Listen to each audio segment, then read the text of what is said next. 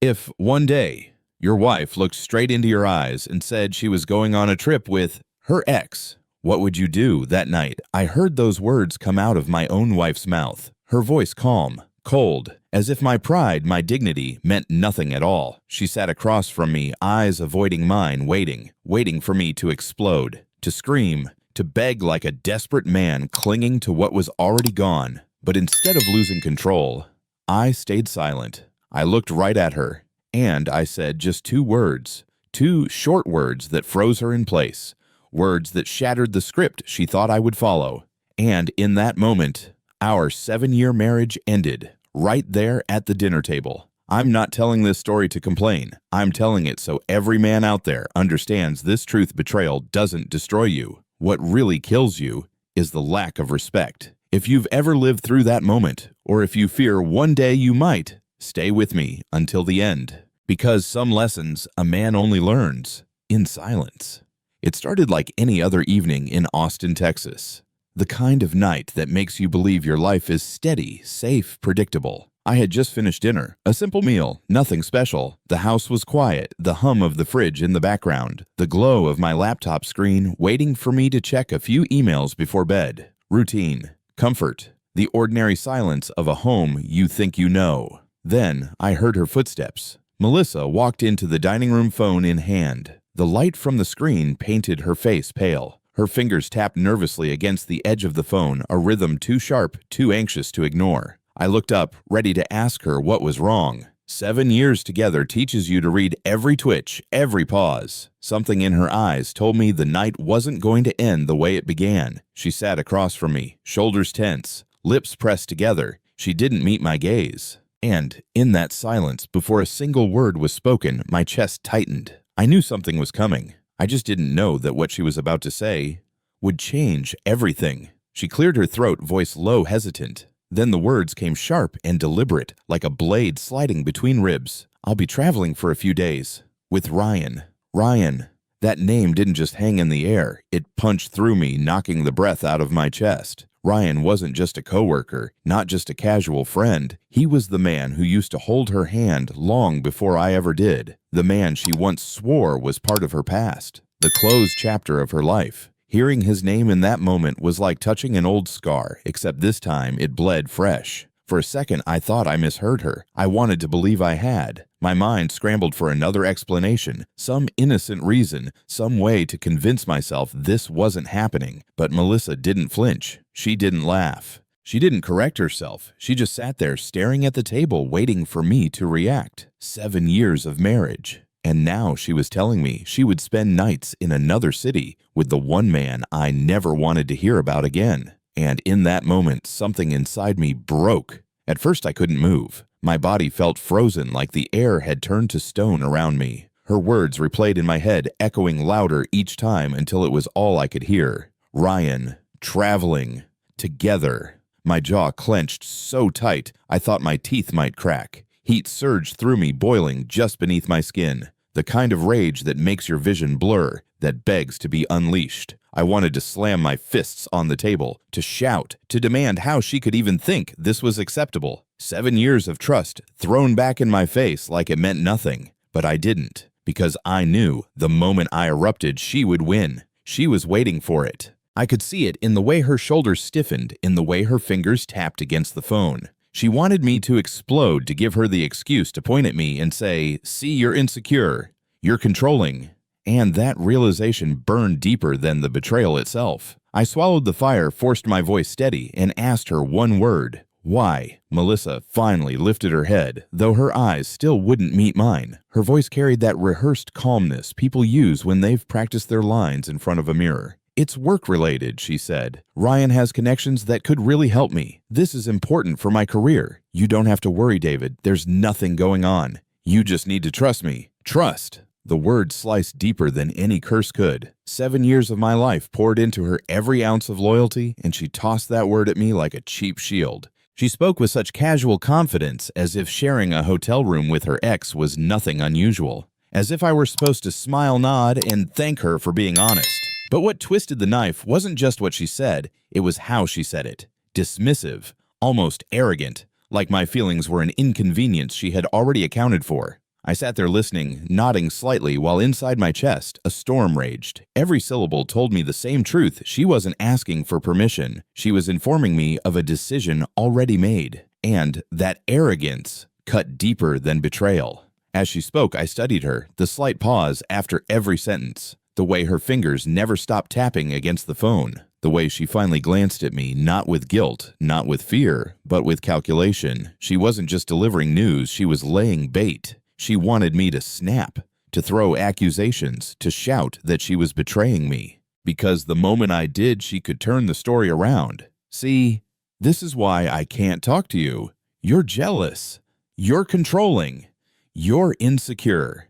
I could almost hear the script in her head, the lines she had prepared, waiting for me to play my role as the angry, irrational husband. But I didn't take the bait. I leaned back in my chair, keeping my expression unreadable. On the outside, I looked calm. Inside, every nerve screamed to strike back, to call out the absurdity of what she was saying. She wanted drama. She wanted chaos. She wanted me to lose control so she could regain hers. But the one thing she didn't expect was silence. And in that silence, I saw her confidence flicker just for a second. The silence stretched between us like a live wire. I could see her growing restless, shifting in her chair, waiting for the explosion that never came. Finally, she leaned forward, her voice sharper now. "David, why aren't you saying anything? Aren't you mad? Don't you even care?" Her words were meant to ignite me, to drag me into the fight she had prepared. Every question was a challenge, daring me to prove my love by losing control. But I didn't. I watched her carefully, my face calm, my breathing steady.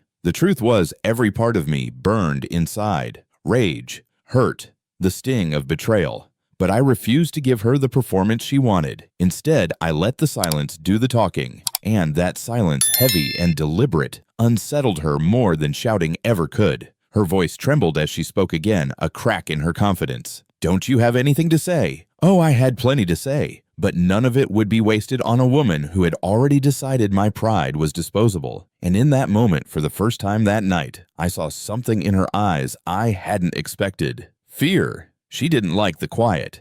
I could see it in the way her jaw tightened, in the way her voice rose, just a notch too high. "David, listen, this isn't what you think. It's professional. Strictly professional. Ryan has connections. He can open doors I can't. This is about my career, about our future. You should be supportive. Why are you making this so difficult?" Her words came faster, tumbling over each other like she was trying to bury the truth under a pile of excuses. I still said nothing. My silence was louder than any accusation, louder than rage, louder than begging. And I saw it hit her, the cracks spreading across her mask. The more I refused to play along, the more unsettled she became. She had walked into this room thinking she held all the cards, thinking she could provoke me into a corner. But now she was the one unraveling. She wanted me to break. Instead, it was her voice that broke, first trembling under the weight of her own justifications. For the first time in our marriage, she wasn't in control of the story, and she knew it. I let her words run their course until they fell flat between us. Explanations, excuses, pleas for understanding, all of it dissolved into the silence. Then I leaned back, folded my hands, and finally met her eyes. "Don't worry." 2 words. Steady. Controlled. No heat. No crack in my voice. Her reaction was instant. She blinked, startled, her mouth slightly open, as if she'd misheard me. She was bracing for rage, for shouting, for the storm she thought I'd unleash. But all she got was calm. And that calmness rattled her more than any fury ever could. She shifted in her seat, searching my face for something: anger, jealousy, desperation. But I gave her nothing. Just the weight of silence pressing down on every inch of her composure. Her plan had crumbled. The script she wrote in her head no longer mattered, because I had chosen not to play my part. She repeated my words almost in disbelief. "Don't worry, that's it." I didn't answer. I went back to my laptop, the glow of the screen reflecting in her unsettled eyes. And in that moment, she realized something terrifying. I wasn't clinging to her anymore. She couldn't sit still anymore. The calm I wrapped myself in was suffocating her, pressing against her like walls closing in. "David, talk to me. Are you angry? Are you hurt? Do you even care?" Her voice rose, shaking now, the certainty she carried minutes earlier slipping out of her hands.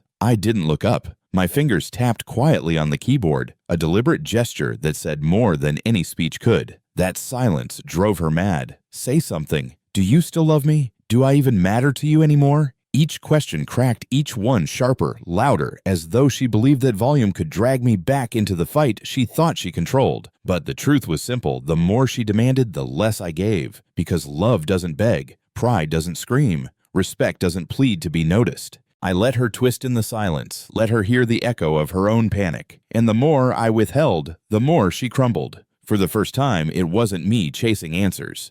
It was her. And she hated it.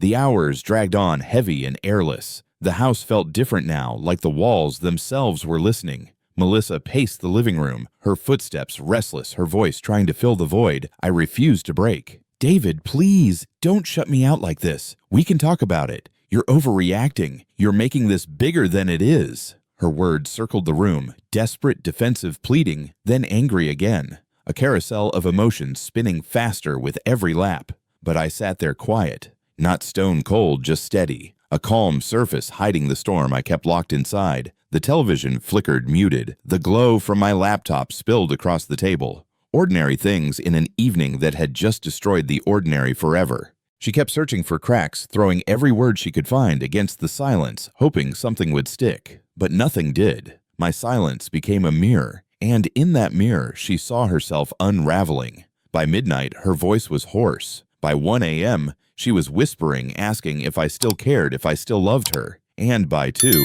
she fell silent too. The house finally quiet, except for the sound of something breaking. Inside her, the night ended without words, just the weight of silence pressing against us until sleep finally claimed her. But I didn't sleep. I lay awake, staring at the ceiling, knowing the line had already been crossed. By dawn, my decision was clear. There was no shouting match that could fix this. No argument that could restore what had already died. So while Melissa showered steam filling the hallway, I moved quietly through the house. I pulled my suitcase from the closet, the sound of the zipper loud in the fragile quiet of the morning. Shirt after shirt folded with calm precision. Each movement felt final, like closing a door I should have closed long ago. On the kitchen counter, I placed the papers I had kept hidden for months, divorce papers I never thought I would need. Next to them, I left a note written in the same 2 words that had unsettled her the night before. Don't worry. I added one more line beneath it. I'm done. By the time she stepped out of the bathroom, her hair damp, her skin still flushed from the heat, I was already at the door. Bag in hand, heart heavy, head high. This time, I wasn't staying. I heard the shower cut off as I closed the front door behind me. By the time Melissa stepped out, the house already felt different, quieter, colder. She called my name once, expecting me in the kitchen, expecting the same man who always waited, always forgave, always bent. But instead, she found the counter, the suitcase gone. The papers spread neatly across the wood. Her eyes fell on the note, only 4 words, but enough to drain the color from her face. Don't worry, I'm done. Her hand trembled as she picked it up. The bathroom steam still clung to her skin, but suddenly she shivered, because this wasn't the fight she wanted. This wasn't the script she rehearsed. She wanted drama. She got silence. She wanted control. She lost it. And as the truth sank in, panic took its place. Her voice echoed through the empty room, sharp and broken, calling my name again and again. But I was already gone, walking out into the Texas morning suitcase, rolling behind me the air fresher than it had felt in years. She thought she had ended the marriage on her terms, but it ended on mine. The phone started buzzing before I even reached the highway. First once, then again, then again. Her name flashing across the screen over and over, a rhythm of panic I refused to answer. Voicemails stacked one after another. At first calm, almost sweet. David, let's talk. Don't do this. Please come back. We can work this out. Then sharper, desperate. Answer me. You can't just walk out like this. We need to talk about this. By the 5th call, her voice cracked, trembling. Please. I didn't mean for it to come out this way. I didn't think you'd actually... The message cut off in static and silence. I kept driving. The road stretched ahead, the Texas sun rising against the windshield. Each mile I put between us felt heavy, but also strangely light. The truth was, I felt hollow, like someone had reached into my chest and scooped out everything I thought was solid. But beneath that emptiness, a flicker of something stronger stirred. Resolve. She had always counted on me, folding on me, clinging. Not this time. This time I wasn't answering. The road stretched endlessly, a ribbon of asphalt cutting through the Texas plains. My hands gripped the wheel, but my mind wasn't on the traffic. It was replaying 7 years of moments, small and sharp, like shards of glass. The smiles that had faded into sighs. The conversations that turned into silence. The respect that slipped away not in one crash, but in 1,000 quiet cuts. I had ignored the signs, her distracted gaze at dinner. The way she pulled away when I reached for her hand. The nights she claimed she was too tired but stayed up scrolling through her phone. I told myself it was stress, work, routine. Marriage goes through phases, right? That's what I kept repeating, convincing myself to be patient, to stay calm, to hold on.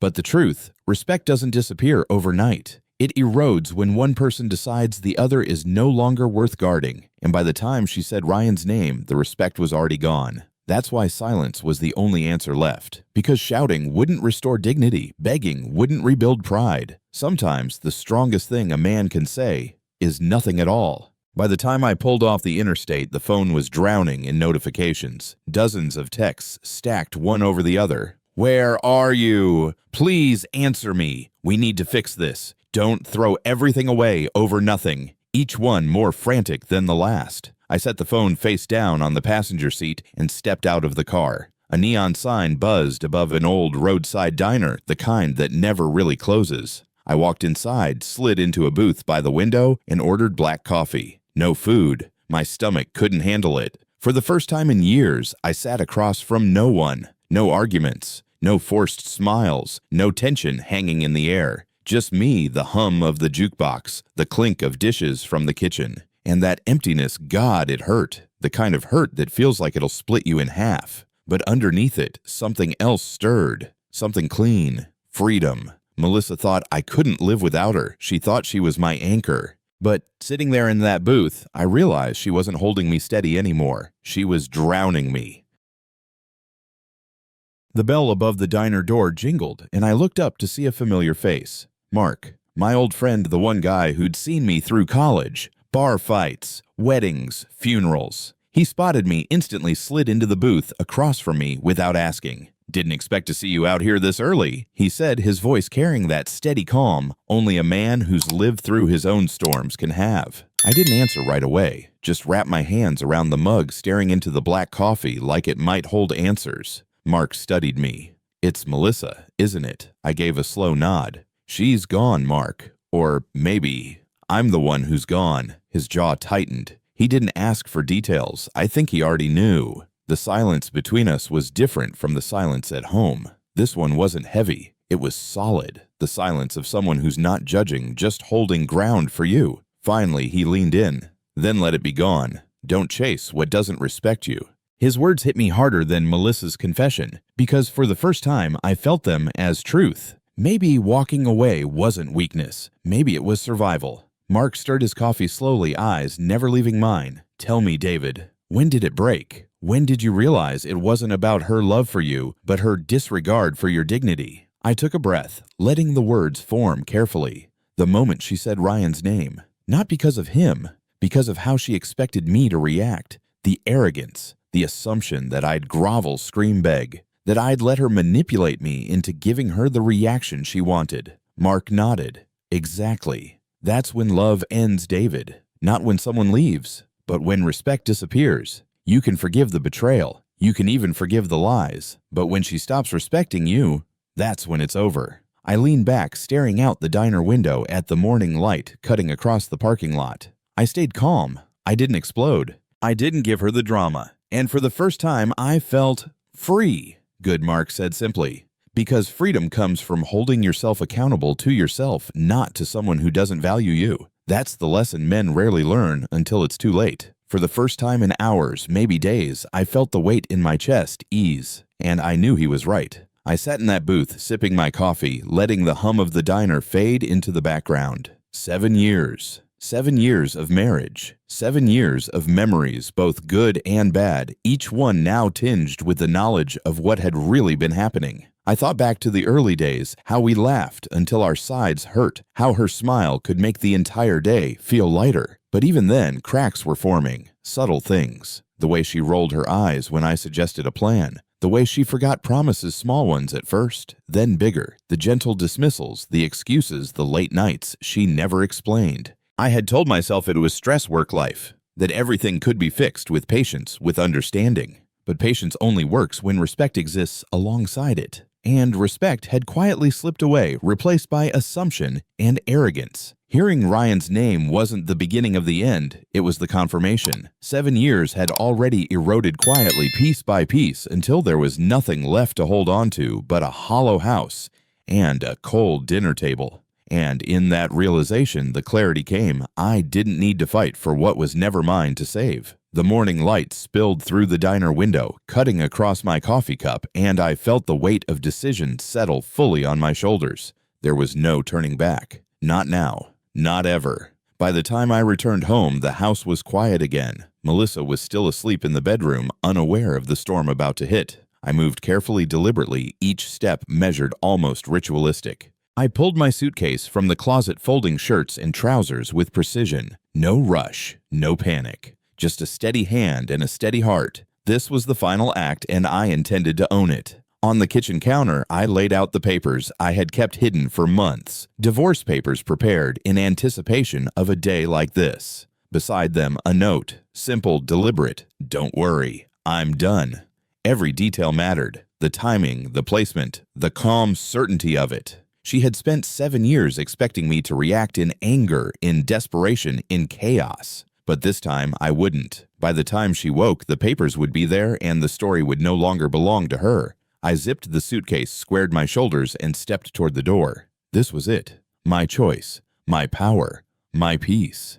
The sound of running water stopped. The bathroom door creaked open and Melissa stepped out, hair-damp skin still warm from the shower. She expected me to be there, waiting, maybe smiling, maybe angry, maybe pleading. But the house felt strange, too quiet, too empty. Her eyes swept across the kitchen, and then she saw them, the suitcase packed neatly sitting by the door, and the papers spread out on the counter. She froze. The note caught her eye first. Don't worry, I'm done. The color drained from her face. She picked up the papers with trembling hands, scanning them. Divorce. Legal. Final. Her mind raced. This wasn't what she expected. This wasn't the reaction she had rehearsed. She had planned for fury, for begging, for an emotional storm she could manipulate. But this was quiet. This was final. She dropped the note back on the counter, her mouth opening and closing like she was trying to speak, but couldn't. I was gone. And in that realization, panic surged. The woman who had tried to control the narrative now understood she had lost it entirely. For the first time, she was powerless. The phone buzzed relentlessly on the passenger seat. Messages stacked up like a storm, each one more desperate than the last. David, please. Come back. We need to talk. This isn't you. I can explain. Just don't leave. I didn't answer. I let the phone vibrate silently, letting each message fade into the hum of the engine and the stretch of road ahead. She wanted reaction. She wanted chaos. She wanted me to chase, to beg to fold. But I didn't. Each mile I put between us was deliberate. Each turn, each stretch of highway was a step toward clarity and away from manipulation. The Texas morning stretched endlessly, flat plains and open sky. My chest was heavy, but my mind clear. I had made my choice. Melissa's frantic texts were a reminder she had always relied on me to bend, to forgive, to chase. But I had stopped bending. I had stopped forgiving. I didn't look at the screen. I didn't answer. Sure.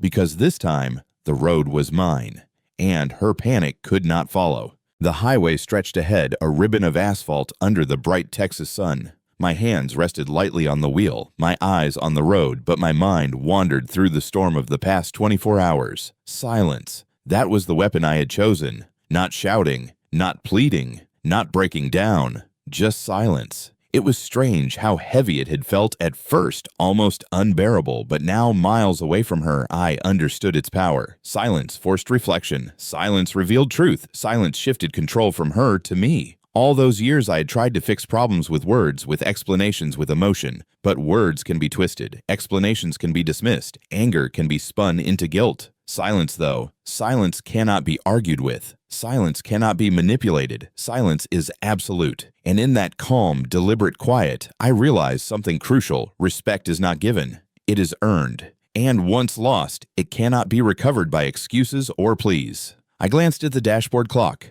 The sun was rising higher, but I felt a strange lightness, as if each mile not spent reacting to her panic was a pound lifted from my chest. Sometimes the strongest answer is to say nothing at all. I pulled off the highway onto a small turnout overlooking the rolling Texas plains. The sun had climbed higher now, spilling golden light across the fields, painting everything in a clarity I hadn't felt in years. I stepped out of the car and took a deep breath. The air was crisp, carrying the faint scent of wild grass and morning dew. For the first time in days, I wasn't running from a fight or from someone else's expectations. I was just present. I let my gaze sweep over the endless horizon, thinking about Melissa, about Ryan, about the 7 years that had led to this moment. Pain, betrayal, disappointment. And yet, beneath it all, there was a strange relief. The marriage was over, but the burden it carried, the constant strain of compromise without respect, was gone too.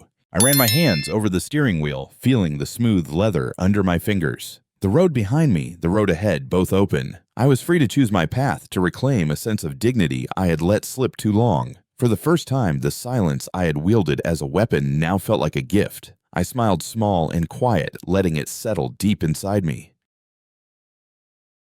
I sat back in my car, letting the quiet surround me for a moment longer before reaching for my phone. It felt strange, almost foreign, to dial a number without dread. "Hey, Mark," I said when he answered, my voice steadier than I expected. "Mind if I stop by? I need someone to talk to." His laugh was calm, reassuring. "You know the door's always open, man." I drove the rest of the way, the weight on my chest, feeling lighter with each mile. When I arrived, Mark greeted me with a firm handshake and a knowing smile. No questions, no judgment, just presence. We sat at the small kitchen table, the aroma of fresh coffee filling the air. And for the first time since Melissa's confession, I felt safe to speak, to unpack the storm inside me without fear. I told him everything, the betrayal, the silence, the 2 words, the papers on the counter, and he listened, not interrupting, just grounding me in the truth I had already realized. I hadn't lost myself. Sometimes moving on isn't about leaving someone behind. It's about finding the people who help you stand tall again.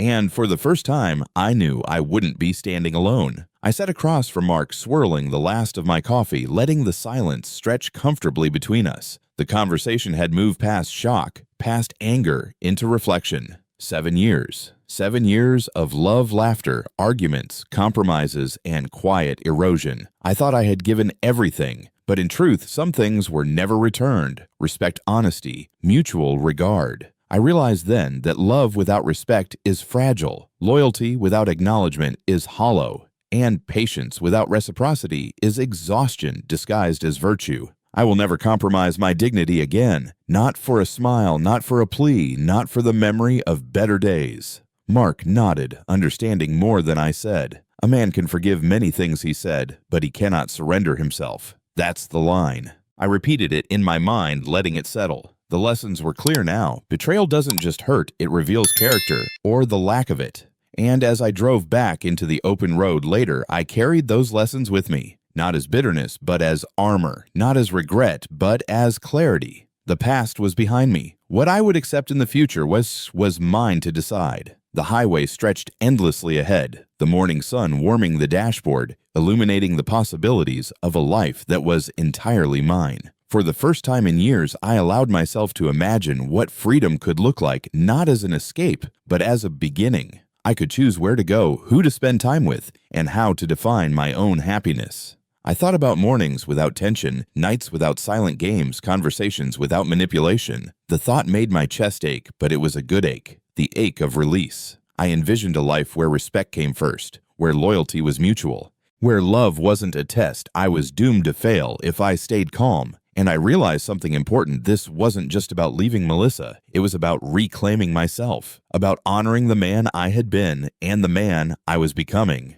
The road ahead was wide and open. Every mile forward felt lighter than the last, every turn a small victory over the past. For the first time, I wasn't just driving away from betrayal, I was driving toward possibility. And for the first time in years, I smiled freely without hesitation. The next morning, I woke in a small motel room off the highway. The sunlight spilled over the bedspread, casting warm patterns across the floor. No arguments, no tension, just quiet. I made coffee black and sat at the small table, letting the routine of simple actions ground me. Each sip was a reminder that I was still here, that I was whole, that I had choices. I checked my messages, but this time I didn't answer anyone immediately. I didn't owe explanations. I didn't owe reassurance. I owed myself the space to breathe. I began making plans, not grand ones, just small steps. A run along the nearby trail, a call to a friend, a grocery run, organizing my things in the car. Each task built a rhythm, a sense of control I hadn't felt in years.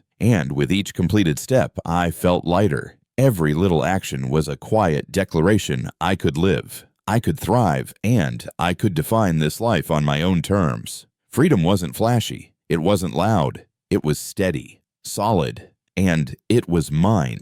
For the first time, I felt the fragile beginnings of peace. Sitting by the window of the small motel, I watched the sun climb higher, illuminating the quiet streets. The world moved on, oblivious to the storm that had consumed my life just days before. I thought about trust, about how I had given it freely without hesitation, without conditions, and how quickly it had been betrayed. How easily respect could vanish when someone assumed they had control over my reactions, over my emotions, over me. I realized that in the future I would demand more than love. I would demand respect. Loyalty would be non-negotiable. Honesty wouldn't be optional, it would be required, and I would not bend to manipulation disguised as affection. I thought about the men I knew, the friends who had stood by me, and I understood that boundaries weren't weakness, they were survival. They were the framework that allowed trust to exist safely. And as I sipped my coffee, the warmth anchoring me to the present, I made a silent vow. Whatever comes next, I will guard my heart, but I will also honor it. Love can exist, but only when respect walks beside it. And for the first time, I felt ready to find out what that life could really look like. After a few quiet mornings in the motel, I realized it was time to move beyond reflection. Freedom isn't just about absence, it's about engagement. It's about stepping back into the world with awareness and intention. I made a list, simple at first: call Mark, check in with old friends I had drifted from, respond to emails I had ignored. Even small interactions felt like reclaiming pieces of myself I hadn't realized I'd lost. I drove into the nearest town, parked at a small cafe, and sat outside with a notebook. People walked past laughing, talking, living, and I watched them without judgment, without envy, just observing life moving forward. I wrote down plans for the week: a run along the river trail, a visit to an art exhibit, meeting a colleague for coffee. Each step was deliberate, a way to re-anchor myself in life that wasn't defined by betrayal or resentment. It was small, almost mundane, but it mattered. I realized something profound: rebuilding isn't sudden. It isn't dramatic. It's a series of intentional choices, each one reclaiming freedom, each one reclaiming dignity. And for the first time, I felt the future stretch wide and open before me. Sitting with my coffee, I let my mind wander beyond the past, beyond the betrayal, beyond the empty echoes of the house I had left behind. I imagined a relationship built differently this time, one where respect wasn't assumed, it was mutual, where honesty wasn't negotiable, where love didn't demand sacrifice of self-worth. I realized what I would never tolerate again: manipulation disguised as care, arrogance masked as charm, the expectation that I would bend to someone else's desires while ignoring my own. This vision wasn't about revenge, it wasn't about fear, it was about clarity, a blueprint for something that could thrive without compromising who I was. I thought about the freedom I now had, the calm certainty, the self-respect I had reclaimed. Any future partner would meet me as an equal. There would be no tests of patience, no games to trap my reactions. And in that thought, I felt hope stirring.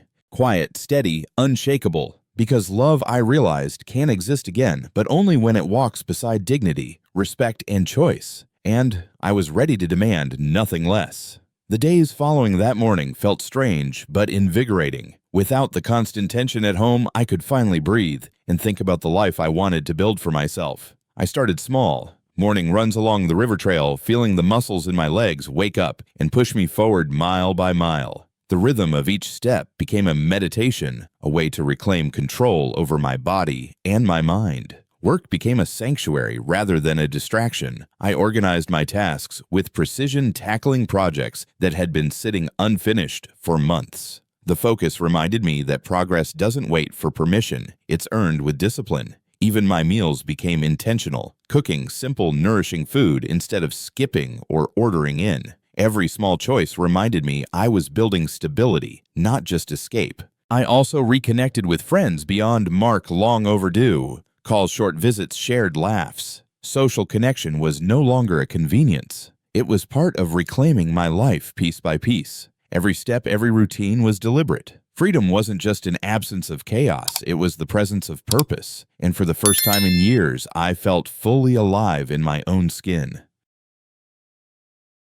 Driving along the winding roads outside town, I let my mind drift over the past weeks. The betrayal, the shock, the anger, they had been heavy, almost unbearable. But now, in the quiet aftermath, I could see what they had given me perspective. Choosing calm over rage had not made me weaker. It had made me stronger. Each moment I resisted the impulse to shout, to plead, to beg. I reclaimed a piece of myself that had been slipping away for years. I realized that pain has a way of teaching lessons that comfort cannot. Betrayal had shown me who I was and who I would refuse to be again. It revealed the boundaries I would never cross, the respect I would demand, the dignity I would protect. It also showed me that true strength isn't about confrontation. It's about restraint, clarity, and knowing when to step away. The road stretched ahead, endless and open. I didn't feel lost. I felt ready. Ready to carry the lessons forward, to live deliberately, and to build a life that reflected the man I truly was. Sometimes the deepest wounds leave the clearest wisdom. Sitting in a small park as the afternoon sun warmed my face, I let myself dream. Not wild fantasies, just realistic possibilities for a life rebuilt on my own terms. I thought about my health, long neglected during years of stress and compromise. Daily runs, balanced meals, time for meditation and reflection. A body and mind aligned, strong enough to meet whatever challenges lay ahead. I thought about my career, projects I had set aside, opportunities I had ignored, ideas waiting to be acted upon.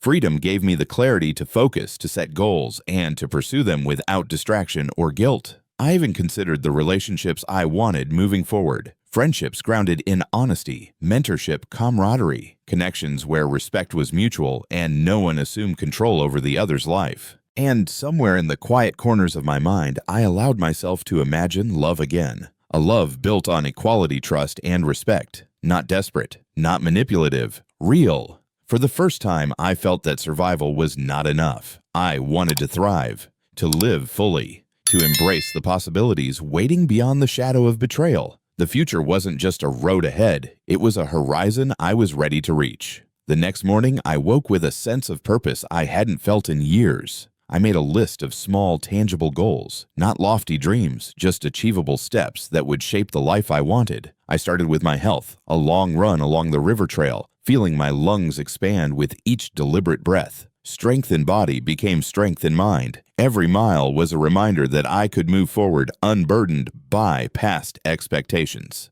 Next, I tackled tasks that had been lingering at work. Emails I had ignored, projects I had postponed, all addressed with methodical focus. Each small victory built momentum, a tangible sense that I was reclaiming control over my time and energy. I also reconnected with friends, sending messages I had long delayed. Social bonds, once strained by years of compromise and distraction, began to feel alive again. Conversations were honest, unhurried, and grounding. By evening, I sat on my porch, reflecting on the day. Each small action had been deliberate, a brick in the foundation of independence. Step by step, I was constructing a life defined by clarity, dignity, and choice. And for the first time, freedom felt like something real, not abstract, not temporary, but mine to own. That evening, I sat alone on the porch, watching the sunset paint the Texas sky in shades of gold and crimson. The house, empty and quiet, felt like a metaphor for the life I was leaving behind. I thought about Melissa, about the betrayal, the arrogance, the silent manipulation, and I let myself feel it all. Anger,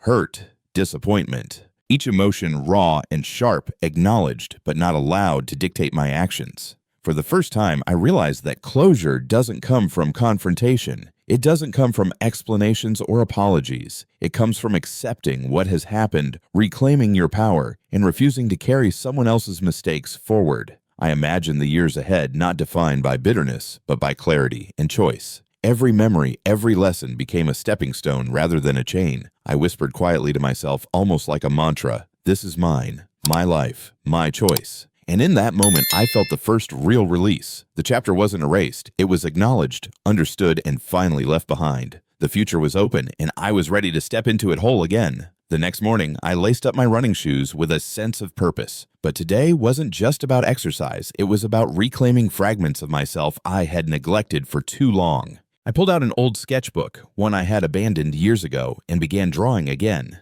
The pencil moved almost instinctively lines and shapes, forming freely across the page. It felt like speaking without words, expressing frustration, hope, and freedom in a single motion. I revisited hobbies I had shelved during the marriage, reading books I had ignored, listening to music that stirred something deep inside me, even cooking dishes I had once loved but never found the time to make. Each act was small yet profound. Each choice was a reminder that life isn't only about survival, it's about engagement, about finding joy in creation, curiosity, and independence. By evening, I felt lighter, not because the past had vanished, but because I had begun to reclaim my presence in the world. Confidence returned in subtle ways, a steady posture, a calm voice, a spark of excitement I hadn't realized I missed. Freedom wasn't abstract anymore. It was tangible, and it was mine. The next days were about more than routines and personal projects. I realized that reclaiming life also meant reconnecting with people who truly mattered and forming bonds that were genuine and reciprocal.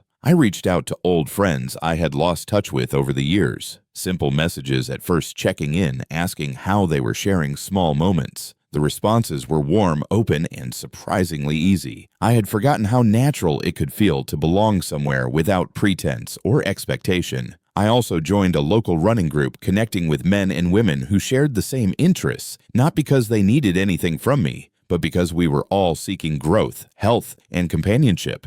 Conversations flowed freely, grounded in respect and shared effort. I began to see a vision for the future, not only of romantic relationships, but of meaningful friendships and community. People who could challenge me, support me, and walk beside me without manipulation or hidden agendas. For the first time in years, I felt part of a network that wasn't conditional. Connection, I realized, could be a source of strength. And with every conversation, every shared laugh, I felt the pieces of myself solidifying again. Life was opening up one deliberate choice at a time. The evenings became my sanctuary. I would sit on the porch, letting the breeze brush across my face, thinking about how far I had come. The betrayal, the shock, the panic, it all still lingered, but it no longer defined me. I had discovered something profound. Strength doesn't come from controlling others or clinging to what is lost. It comes from holding yourself accountable, from setting boundaries, and from refusing to surrender dignity for the comfort of someone else's approval. I thought about the future, not in terms of what I had lost, but what I had gained: freedom,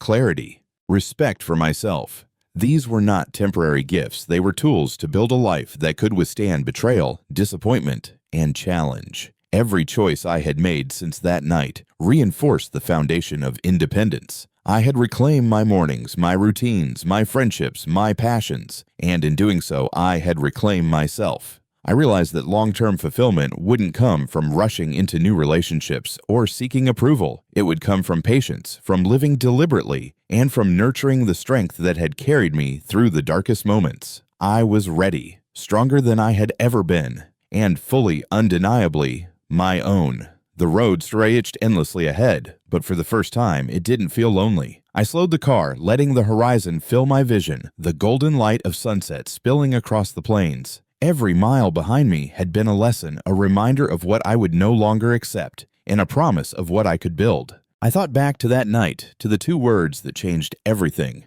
Don't worry. Simple, quiet, absolute. In that silence, I had drawn a line. In that calm, I had reclaimed my dignity. And now, standing on the threshold of a new chapter, I understood the full weight of that choice. Freedom wasn't about running away from her. It was about stepping toward myself. Strength wasn't measured by anger, but by restraint. Happiness wasn't granted by someone else. It was claimed deliberately, piece by piece. I smiled a full, unguarded smile. The past was behind me. The mistakes, the heartbreak, the betrayal, they were lessons, not chains. Ahead of me stretched life as it was meant to be, open, bright, and mine to shape. And in that moment, I knew I was finally free.